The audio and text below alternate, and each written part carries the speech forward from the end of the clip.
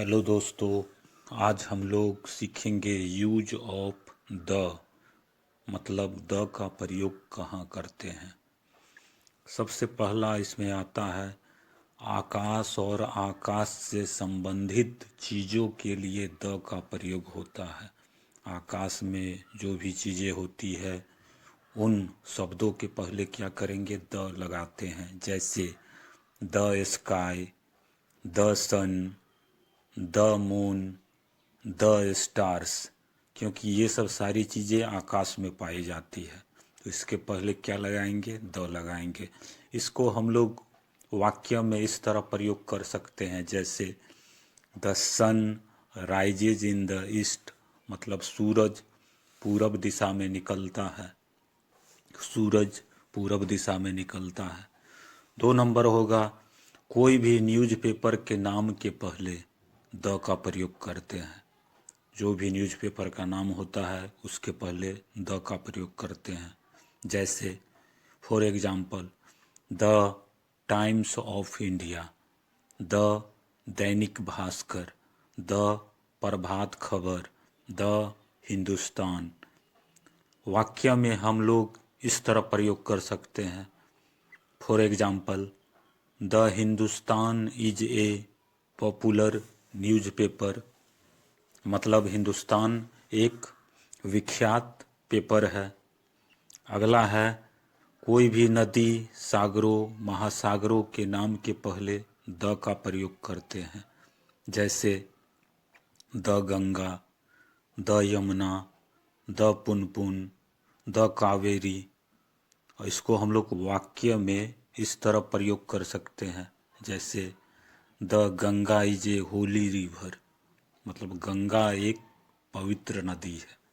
The Ganga is a Holi river means Ganga एक पवित्र नदी है। अगला होगा मंदिरों और धार्मिक किताबों के नाम के पहले द लगाते हैं। मंदिरों और धार्मिक किताबों के नाम के पहले द लगाते हैं। जैसे the Birla Mandir, the Bible, the Quran, the Gita आदि।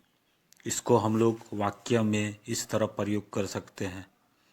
For example my father reads the Gita, मतलब मेरे पिताजी गीता पढ़ते हैं। गीता एक क्या है, धार्मिक ग्रंथ है।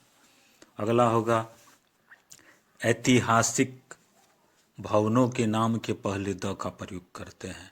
ऐतिहासिक मतलब हुआ जो पुराने बहुत पहले के बनाए हुए भवन हुए, वो ऐतिहासिक भवन कहलाते हैं।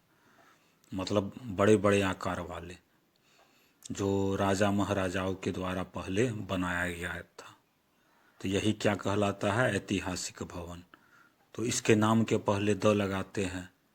For example the Taj Mahal, the red fort, ये सब क्या है, ऐतिहासिक भवन है। वाक्य में हम लोग इस तरह प्रयोग कर सकते हैं।